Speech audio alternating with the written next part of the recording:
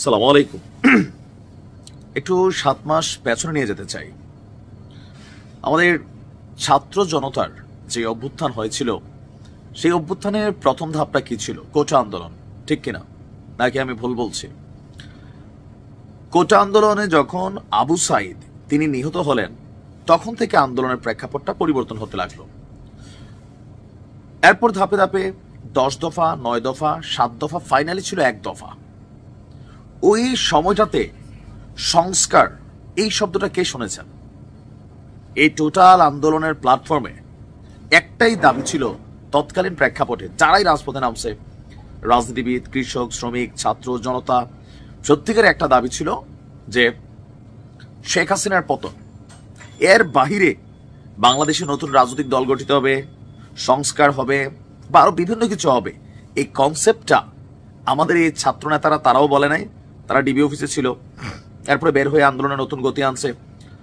অথবা ওই মুহূর্তে বাংলাদেশ এই শব্দটার সাথে পরিচিত ছিল না। আমরা পরিচিত হলাম কখন? যখন ডক্টর ইউনূসের নেতৃত্বে এই ছাত্ররা সহ যে উপদেষ্টা পরিষদ গঠিত হলো, তখন আমরা শুনলাম যে সংস্কার দরকার, জাতীয় রাজি হলো। হ্যাঁ, বাংলাদেশকে আগামী দিনে ফেসিবাদ মুক্ত রাখতে, রাজনীতির অপব্যবহার না করতে, সরকারি পদ পদবি ক্ষমতার অপব্যবহার না হতে, প্রশাসন যেন অপব্যবহৃত না হয়, সেই জন্য সংস্কার দরকার। কিন্তু জাতীয় নাগরিক পার্টির আহ্বায়ক মোহাম্মদ নাহিদ ইসলাম তিনি বলছেন যে সংস্কার করার জন্যই মানুষ রক্ত দিয়েছিল, এই কারণে ওই সময় দেশে গণ অভ্যুত্থান হয়েছিল। আছে কোনো কথা? ওই সময় কি আমরা জানতাম নাহিদ তারা রাজনৈতিক দল গঠন করবে? তাহলে এদেরকে কেউ সাপোর্ট করতো না? বিশ্বাস করেন, বিএনপি রাজপথে খুব বেশি সফল হয় নাই। কেন? জনগণ ভাবতো তখন যে ভাই এদের উদ্দেশ্য ক্ষমতায় যাওয়া। জনগণের দাবিটা ওই মুহূর্তে পাবলিকের মধ্যে বিশ্বাস হয় নাই। জামাতও সেম ছিল, অন্যান্য রাজনৈতিক দলগুলো সেম ছিল। ছাত্ররা যদি তখন বলতো ভাই আমরা এই সংস্কার করব, আগামী দিনে রাজনৈতিক দল করব, আমরা শেখ হাসিনার পতন ঘটাবো, তারপর বিএনপিকে সমালোচনা করব, অন্য দলগুলোকে নিয়ে কথা বলবো, সংবিধান পরিবর্তন করব। এখন যেই যে ইস্যুগুলো জামাতের সাথে মিলে, 1971, সংবিধান আর বিভিন্ন বিষয়, জামাত এগুলোতে ঝাঁপায়া পড়ে। আবার যখন নাহিদ ইসলাম জামাতকে নিয়ে বলে যে এই টাইপের রাজনীতি বাংলাদেশের মানুষ চায় না, এই ধর্মভিত্তিক রাজনীতি এগুলো বাংলাদেশের মানুষ খাবে না, এদেরকে ভোট দিবে না, তখন জামাতের খুব গায়ে লাগে। যখন মাহফুজ জামাতকে খোঁচা মারে, তখন গায়ে লাগে যে জামাত 71-এ যুদ্ধাপরাধী করছেন। কিন্তু যেগুলো জামাতের পক্ষের, জামাত মোটামুটি রাজি। আরো বিভিন্ন যে ছোটখাটো রাজনৈতিক দলগুলো আছেন। এখন এই মুহূর্তে নাহিদ ইসলাম গতকালকে সিরাজগঞ্জের শহরের যে বাজার স্টেশন বিজয় সৌধ চত্বরে জাতীয় নাগরিক পার্টির একটা ইফতার পার্টিতে ভার্চুয়ালি যুক্ত হয়ে তিনি যে বক্তব্য দিয়েছেন, এ নিয়ে আমরা দেখছি মিডিয়াতে ব্যাপক ক্ষোভ, বিক্ষোভ, আলোচনা, সমালোচনা, সমর্থন, নানান ধরনের কমেন্ট হচ্ছে।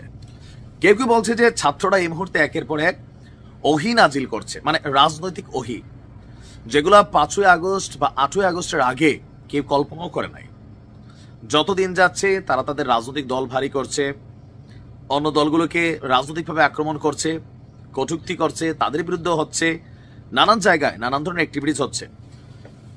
তারা তাদের যে রাজনৈতিক আদর্শ, এজেন্ডা বা গণপরিষদ নির্বাচন, সংবিধান পরিবর্তন, আরো ব্যাপক সংস্কার, আরো বিভিন্ন বক্তব্য যেগুলো আসছে, জনগণের একাংশ মনে করছে যে ভাই আপনারা যেহেতু মনে করেন জনগণ আপনাদের সাথে আছে, তো ব্যাটার হচ্ছে নির্বাচন হয়ে যাওয়া। নির্বাচন হয়ে গেলে আপনারা ব্যাপক সমর্থন পাবেন, মানুষ আপনাদেরকে ভোট দিবে, আপনারা সংসদে যাবেন, ফুল জনগণের ম্যান্ডেট নিয়ে আপনারা তখন রাষ্ট্র ক্ষমতায় বৈশা একের পর এক সংস্কার করেন, আওয়ামী লীগের বিচার করেন, শেখ হাসিনা ফাঁসিতে ঝুলান, আর যা যা করার দরকার করতে পারবেন। কিন্তু ডক্টর ইউনূসের মাথায় কাঁঠাল রাখা, এটা ভাঙ্গা ভাঙ্গা খাওয়ার যে পরিকল্পনা বা পেছন থেকে ডক্টর ইউনূসের যে সমর্থন, এগুলা জাতি পজিটিভলি নিচ্ছে না। জাতি যদি মনে করে যে সংস্কার চায়, মানুষ গণপরিষদ নির্বাচন চায়, সংবিধানের পরিবর্তন চায়, 71-এ 24-কে একসাথে গোলায় ফেলা, এরকম বিভিন্ন বিষয়গুলো মানুষ চায়, তো আপনারা নির্বাচনে আসেন, আপনাদেরকে ভোট দিবে। এখন বলা হচ্ছে যে যদি পরিবর্তনই না হয়, তাহলে কেন এত মানুষ রাস্তায় নেমে রক্ত দিয়েছিল? রাষ্ট্রের সংস্কার এবং মৌলিক পরিবর্তন হতে হবে। বাট বিএনপির বক্তব্য, না, আগে নির্বাচন হওয়া উচিত, সংস্কার চলমান প্রক্রিয়া, যেই সরকার ক্ষমতায় আসবে করবে। নাহিদ ইসলাম বলছেন আবার যে ভাই আপনাদের উপর বিশ্বাস নাই, বিএনপির নাম নাই, যে যারা পাশ করে ক্ষমতায় আসবে এরা সংস্কার করবে, এরা বিশ্বাস করে না। তো আপনারা যাদেরকে বিশ্বাস করেন না নির্বাচন হোক, জনগণ তাদেরকে কতটুকু বিশ্বাস করে সেটা আমরা দেখি। সংস্কার চলমান প্রক্রিয়া, যেই সংস্কারগুলো না করলেই না, সেগুলো করার পক্ষে আমিও। যেগুলো ভালো এগুলো সবাই গ্রহণ করবে, আর যেগুলো নিজেদের রাজনৈতিক উদ্দেশ্যে জনগণকে জনগণ বইলা বইলা, এটা ভাই মানুষ খাবে না। দেখা যাক নাহিদেরই বক্তব্য নিয়ে আরো কি কি হয়। ভালো থাকো।